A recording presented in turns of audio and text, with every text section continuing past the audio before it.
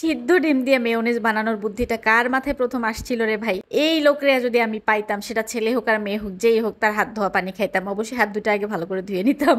এই জিনিস আমার এত ভালো লাগছে, এত ভালো লাগছে, এত ভালো লাগছে যে বলে বোঝানো যাবে না। এই রেসিপি এত এত বড় বড় শেফরা শেয়ার করেছে, আমি আসলে বুঝেই উঠতে পারতেছি না যে মেইন রেসিপিটা কার। তো যারই হোক, রেসিপিটা আমি যেভাবে দেখেছি সেখানে একটুখানি আমি চেঞ্জ করবো না, অ্যাকচুয়ালি চেঞ্জ করবো না, আমি কিছু ইনগ্রেডিয়েন্ট অ্যাড করব।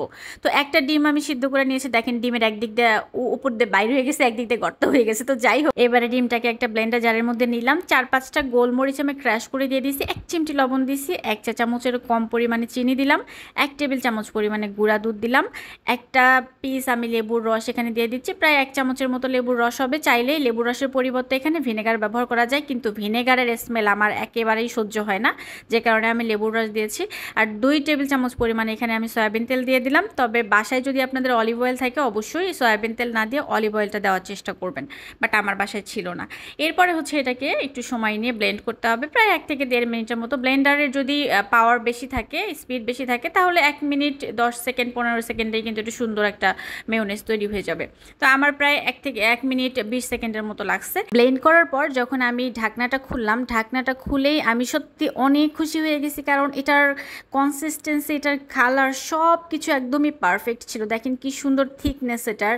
আর উপরে যে গোলমরিচগুলো আমি একটু ক্রাশ করে দিয়েছিলাম না, ওগুলো একটু ভেসে ভেসে আছে, ওটা দেখতেই আমার কাছে ভালো লাগতেছিল। আর এই যে দেখেন কি সুন্দর একটা মেয়োনেজ তৈরি হয়েছে। এটা কোন অংশে ওই কাঁচা ডিম দিয়ে তৈরি করা কিংবা বাজারের মেয়োনেজের থেকে কম বলেন? আচ্ছা, আমি ওই যে একটুখানি চিনি আর একটুখানি গুঁড়া দুধ দিয়েছিলাম না, ওই দুইটা জিনিস অ্যাড করার কারণে এটার টেস্ট আরও ডাবল হয়ে গেছে। মানে আমার কাছে খুবই ভালো লাগছে এটার টেস্টটা। আর একেবারে কনসিস্টেন্সিটা দেখেন, একেবারে পারফেক্ট।